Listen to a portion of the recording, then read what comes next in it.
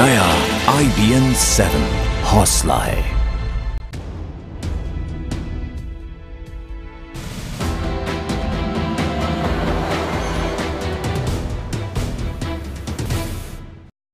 तो इंडिया 9 बजे की शुरुआत करते हैं। आम आदमी पार्टी में मची कलह से अरविंद केजरीवाल और योगेंद्र प्रशांत खेमे का झगड़ा खुलकर सड़क पर आ गया है। दोनों गुट आर पार के मूड में हैं और जमकर एक दूसरे पर आरोप प्रत्यारोप कर रहे हैं। शनिवार को होने वाली राष्ट्रीय परिषद की बैठक से ठीक पहले मचे घमासान से एक बात तो तय है कि अब आम आदमी पार्टी का बिखराव तय है। लेकिन इसी बीच पार्टी के संयोजक अरविंद केजरीवाल का एक और कथित स्टिंग सामने आया है और इस टेप में केजरीवाल ने प्रशांत भूषण, योगेंद्र यादव, खेमे के दो नेताओं आनंद कुमार और अजीत झा के खिलाफ अपशब्दों का इस्तेमाल किया है। ये टेप पार्टी के कार्यकर्ता उमेश सिंह और केजरीवाल के बीच हुई बातचीत का बताया जा रहा है और इस ऑडियो टेप के प्रामाणिकता की पुष्टि IBN 7 नहीं करता है। सुनवाते हम आपको केजरीवाल और उमेश सिंह के बीच हुई ये बातचीत। आप भरोसा रखो, मैं उन लोगों से भी मिलता हूं, कभी भी उन्होंने ये नहीं सोचा होगा कि अरविंद को रिप्लेस करके हमें लीडर बनना है। अरविंद को आगे करके वो सपोर्ट करना चाहते हैं और कुछ चीजों में मैं ये मानता हूं कि प्रशांत जी की जिद रहती है कि भाई और ये चीजें हैं तो ऐसे चलनी चाहिए। लेकिन ये भी मैं जानता हूं कि आप इस लोकसभा चुनाव के पहले तक प्रशांत जी को कैसे मैनेज कर लेते रहे हो, तो कहीं मुझे कोई प्रॉब्लम दिख नहीं रही है। बहुत अच्छा। लेकिन ये है कि बस अब आपको अलग रखे हैं, शायद मुझे लग रहा है इसीलिए दिक्कत हो रही है। आप अपने को इन्वॉल्व करिए सर प्लीज। और मैंने कई बार आपसे कहा, मैं इस लड़ाई झगड़े के लिए नहीं आया था, मेरे को कोई इंटरेस्ट नहीं है इसमें। आप प्रशांत भूषण और योगेंद्र यादव के साथ आप मिलकर काम कीजिए, आपको मेरी बहुत बहुत शुभकामनाएं। मैं इस लड़ाई झगड़े के लिए नहीं आया था। अगर जरूरत पड़ी तो मैं आम आदमी पार्टी छोड़ के अलग पार्टी बनाने की सोच रहा हूँ। आप लोग संभालिए आम आदमी पार्टी, बहुत अच्छी टीम है। प्रोफेसर आनंद कुमार, पिछले 4 दिन में प्रोफेसर आनंद कुमार और अजीत झा ने जो करी है, मतलब इतना। उन्होंने कहा RTI लागू करो, हमने RTI लागू कर, हमने कहा ठीक है तैयार है, बातचीत चल रही है अभी दोनों गुटों में। उन्होंने कहा वॉलंटियर्स पार्टिसिपेट, हमने सारी बातें उनकी मान ली। अब कल वो कहते हैं ये तो हम बार्गेनिंग कर रहे थे, हमारा ये इन चीजों में तो इंटरेस्ट थी। तो इतने लोग क्या बार्गेनिंग कर रहे हो तुम लोग? इतने घटिया किस्म के इंसान हो तुम लोग, जो कम कैपेबिलिटी वाली हमारी टीम कह रहे हो ना। ये प्योर आदमी है, हमारे में क्षमता कम हो सकती है लेकिन हम दिल के काले नहीं है। ये लोग दिल के काले और ये लोग एक नंबर के लोग हैं। तो आपको शुभकामनाएं उमेश। सर ऐसा मत समझिए। सुनिए, मेरे को इसके ऊपर और कोई चर्चा नहीं करनी है, इसलिए मैंने अलग कर रखा है। अब ये देख लेते हैं क्या करने हैं, नहीं तो मैं अपने 67 MLA लेके अलग हो जाऊंगा। आप लोग चलाइए आम आदमी पार्टी, मेरे को कोई लेना देना नहीं हमारी। प्लीज देखिए, बात ये मेरी आपकी नहीं है सर, बात इस देश की। ये क्या तमाशा है आपका कि सारे मिलके चलो, उनसे जाके बात करो ना। हराने में तुम्हारी अच्छी टीम जो कह रहे हैं, उन्होंने हमें हराने में कोई कसर नहीं छोड़ी दिल्ली चुनाव के अंदर। उनको अब साथ लेके चले। किसी और पार्टी में होते उनके पीछे लात मार के उन पार्टी से बाहर निकाल देते लोग हैं वो एक नंबर के, तुम्हें पता नहीं है वो क्या है। सर इतना नजदीक से तो मैं नहीं देख पा रहा हूँ, मैं समझ पा रहा हूँ। तो फिर मत बोलिए अगर नहीं देख पा रहे हैं तो, ठीक है। और ये ऑडियो टेप सामने आने के बाद केजरीवाल से बात करने वाले उमेश सिंह ने कहा है कि जैसी भाषा का इस्तेमाल अरविंद ने किया है उससे लगता नहीं है कि वो दिल्ली के मुख्यमंत्री हैं। आम आदमी की बात, लोकतंत्र की बात, स्वराज की बात, अपनी हिस्सेदारी भागीदारी की बात, ये जो करने की बात एक चली थी, आज पार्टी सत्ता में आने के बाद उसी राह पे ये भी चल पड़े। ये बड़ा शॉकिंग न्यूज़ थी मेरे लिए, एक एक्सपीरियंस रहा। सिंपल बातचीत में उन्होंने जो प्रशांत, योगेंद्र या आनंद कुमार या अजीत के विषय में जो उनका कन्वर्सेशन था, जो उनकी बातें थी, वो सुन के कोई कह नहीं सकता कि दिल्ली का चीफ मिनिस्टर ये बोल रहा है। और सबसे बड़ी चीज़ कि वो अपने को ये तय कर लिए हैं कि हम इस पार्टी में अब नहीं रहेंगे, हम अलग दल बनाएंगे। अपने 67 विधायकों के साथ हम अपना अलग पार्टी बना लेंगे 28 के बाद। ये सारी बातें उसमें। तो जब ये इस ढंग की बातें जब वो करने लगे तो मैंने वो रिकॉर्ड कर ली। और रिकॉर्ड करने की बात भी मैंने उन्हीं से सीखी थी। और प्रोफेसर आनंद कुमार ने कहा है कि वो केजरीवाल के मुंह से गाली सुनकर स्तब्ध हैं। ये जो ऑडियो टेप सुनाया जा रहा है, इसको सुनकर के मैं स्तब्ध हूं और ये मेरी अपनी मर्यादा और अनुशासन से बहुत नीचे की चीज है। इस पर मेरे लिए से आदमी का कुछ भी कहना संभव नहीं है। मैं आहत हूं, मैं शर्मिंदा हूं और मुझे आशा है कि ये शायद सही नहीं है। मैं तो राजनीति में 50 साल से हूं।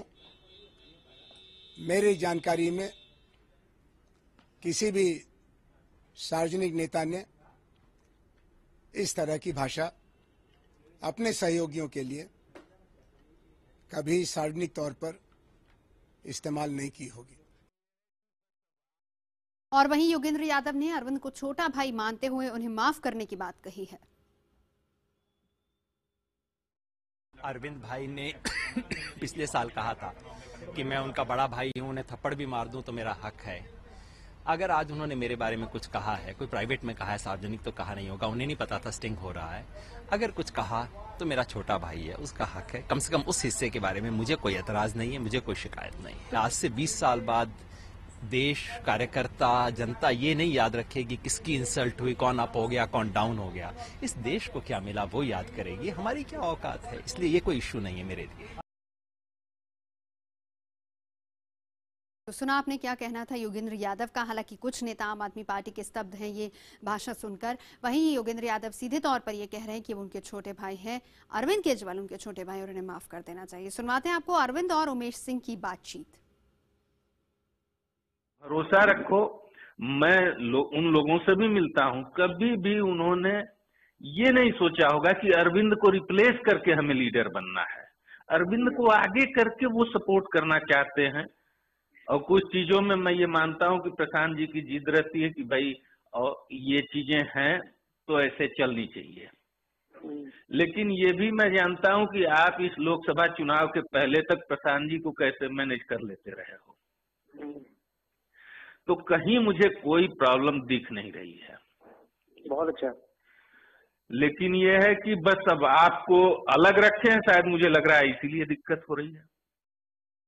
और हमारे खास कार्यक्रम में 8 बजे में बतौर मेहमान मौजूद आम आदमी पार्टी के प्रवक्ता आशुतोष ने स्ट्रिंग में कही गई बातें सुनने के बाद हमारे शो के दौरान अभद्र भाषा के लिए माफी मांगी। आपको लगता नहीं आज प्रेस कॉन्फ्रेंस में आपने जो कहा कि कल 4 बजे तक सब ठीक चल रहा था, अचानक कौन सी शक्तियां आ गई? क्या ये ऑडियो क्लिप है जिसमें आनंद कुमार के लिए अपशब्दों का इस्तेमाल किया गया, अजीत झा के लिए बुरी बात बोली गई, इस वजह से बातचीत टूट गई? नहीं, मैं इस बात को बिल्कुल नहीं मानता हूं। मैं आपको एक स्पष्ट कर दूं कि कल 2 बजे तक सारी बातों को मान लिया गया। सारी बातें जो 5 मांगे थी उनकी तरफ से उसको मान लिया गया। उसमें कुछ और बातें ऐड की गई और साथ ही साथ ये भी सहमति बनी है कि हम सब लोगों ने जिस भाषा का इस्तेमाल किया, एक दूसरे के खिलाफ जिस तरीके से गाली गलौज की है, उस पर हम सब लोग सामूहिक तौर पर माफी मांगेंगे। प्रोफेसर योगेंद्र यादव ने चिट्ठी भी लिखी है और वो चिट्ठी इस वक्त मेरे पास है, आज हमने प्रेस को भी जारी की है।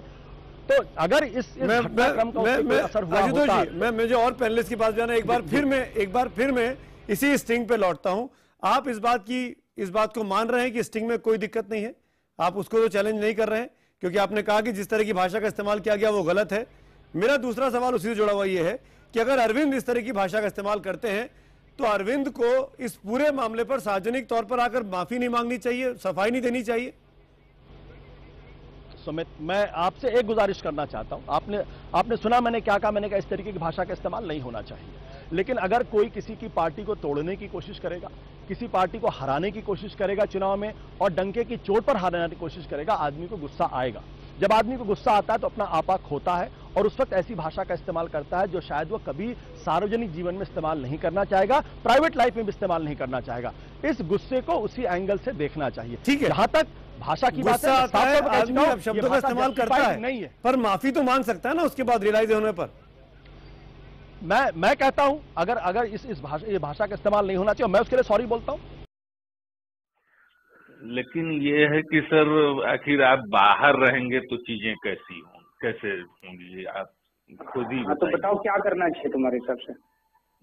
अब तो सर चीजें कहाँ तक पहुंची हैं ये कुछ आइडिया नहीं मुझे लग पा रहा है, लेकिन ये है कि मैं एक चीज बस जानता हूँ कि आप में वो कैपेबिलिटी है। मैं देख रहा था कि आप नेक्स्ट बड़ा काम कर सकते हो, और ये भी देख रहा था कि उसमें कुछ लोगों की महती भूमिका आपके साथ हो सकती है, वो योगेंद्र, प्रशांत, आनंद, सारे लोगों की, और सब लोग आपको नेता मानते हैं, इसमें भी मैंने कभी कोई दो राय नहीं पाया।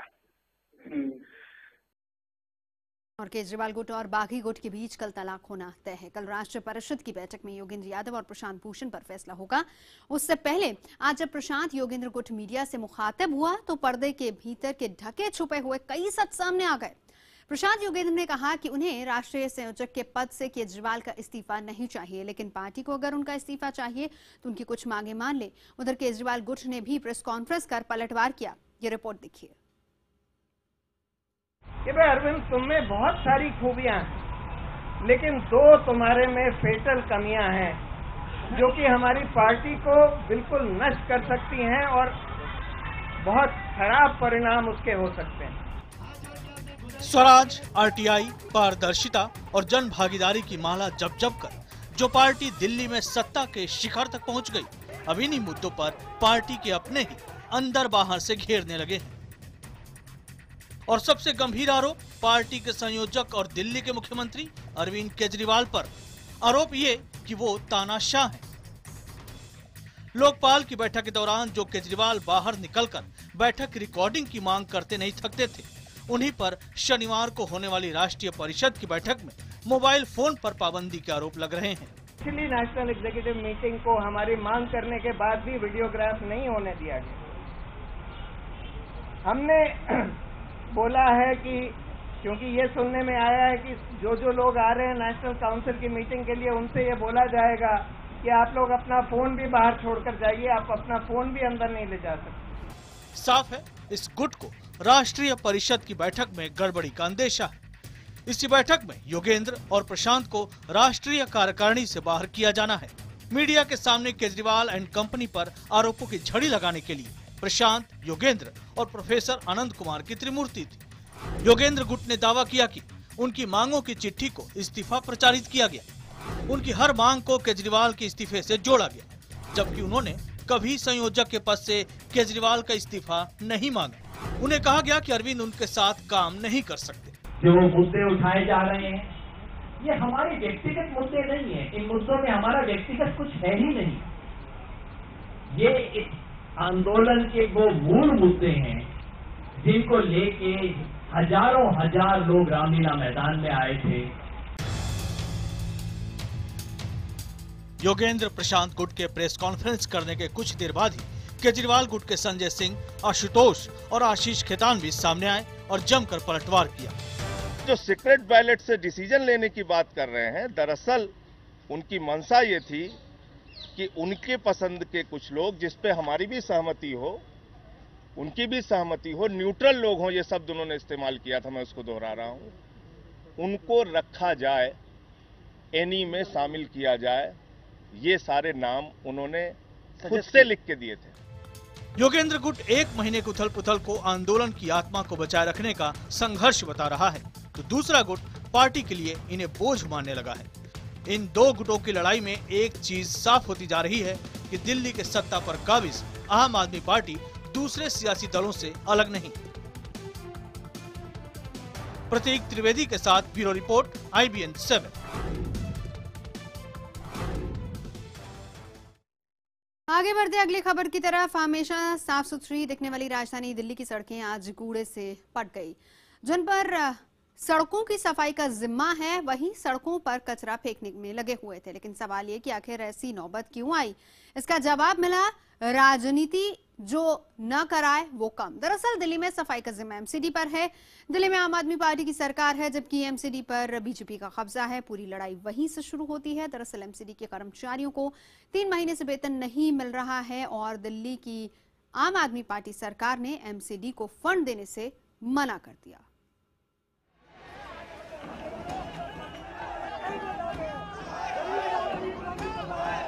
पटपड़गंज, दिल्ली।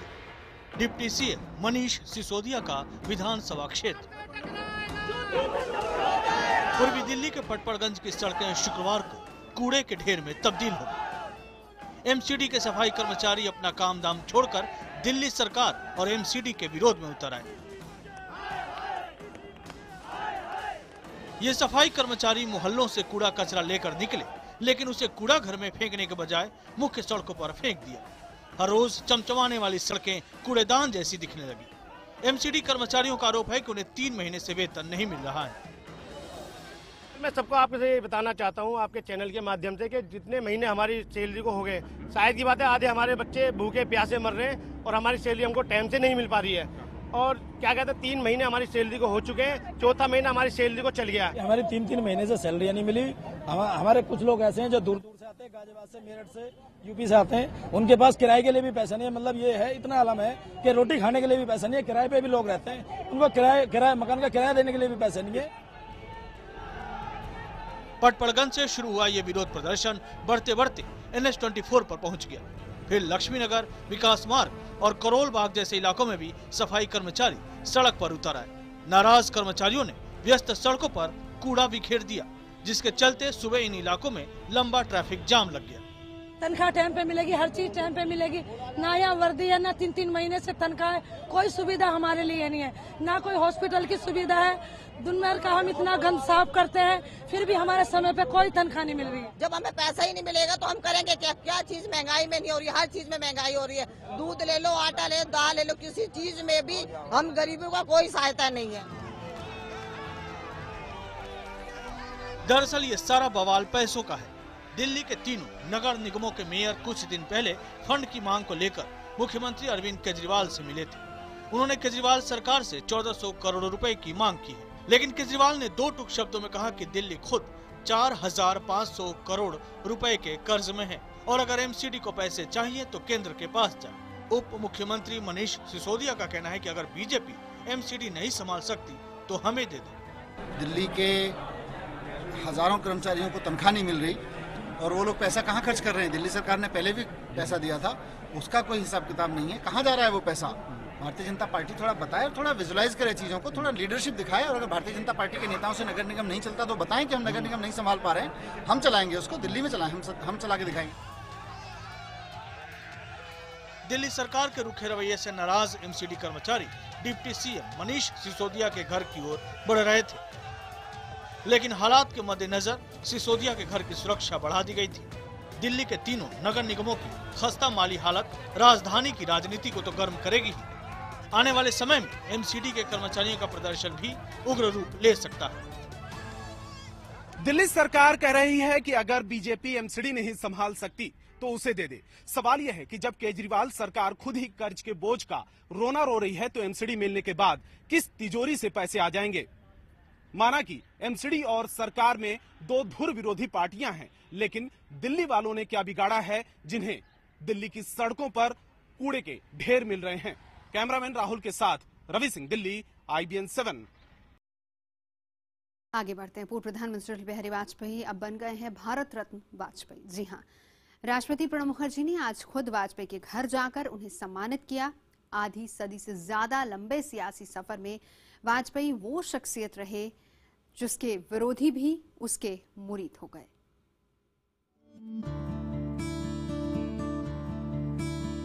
इस ऐतिहासिक तस्वीर को अपने जहन में बसा लीजिए। मौका पूर्व प्रधानमंत्री वाजपेयी को देश का सबसे बड़ा सम्मान भारत रत्न देने का है और कई सालों बाद वाजपेयी की कोई तस्वीर सामने आई है। ऐसा पहली बार हुआ है कि राष्ट्रपति प्रोटोकॉल को किनारे कर किसी के घर जाकर सम्मान कर रहे हों। खराब सेहत की वजह से पिछले करीब 1 दशक से वाजपेयी कहीं आते जाते नहीं।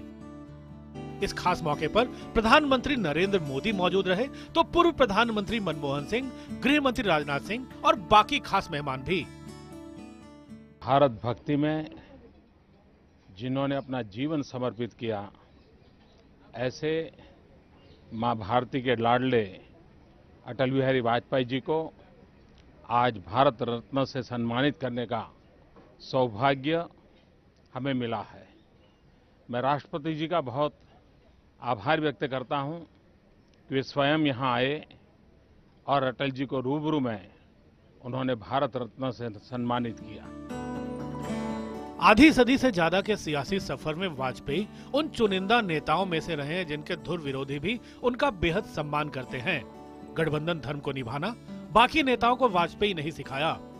साल 1951 में जनसंघ के साथ औपचारिक तौर पर राजनीति के मैदान में कदम रखने वाले वाजपेयी ने 3 बार देश की कमान संभाली। वाजपेयी भारत रत्न पाने वाले 7वें प्रधानमंत्री हैं।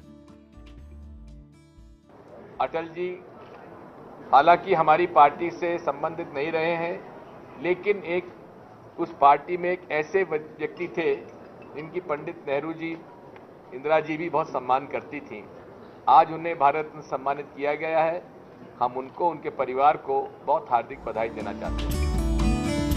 वाजपेयी का योगदान एक बेहतरीन नेता, मुखर वक्ता और शानदार कवि के रूप में रहा है, तो उस प्रधानमंत्री के तौर पर भी जिसने करगिल में दुश्मन के दांत खट्टे किए और देश को परमाणु की ताकत भी दी। और अब वो सिर्फ वाजपेयी नहीं है, वो हैं भारत रत्न अटल बिहारी वाजपेयी।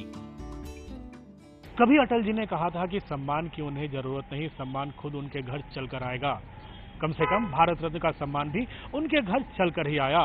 किसी भी पद की गरिमा अटल बिहारी वाजपेयी के होने से और भी बढ़ जाती थी। जो भी हो, इतिहास उन्हें खासा याद रखेगा। कैमरामैन गुनीत के साथ अमिताभ सिन्हा, दिल्ली, IBN 7। जी हाँ, भारत रत्न अटल बिहारी वाजपेयी एक जन नेता नहीं बल्कि मन के नेता। इंडिया 9 बजे में इतना ही। ब्रेक के बाद दनादन।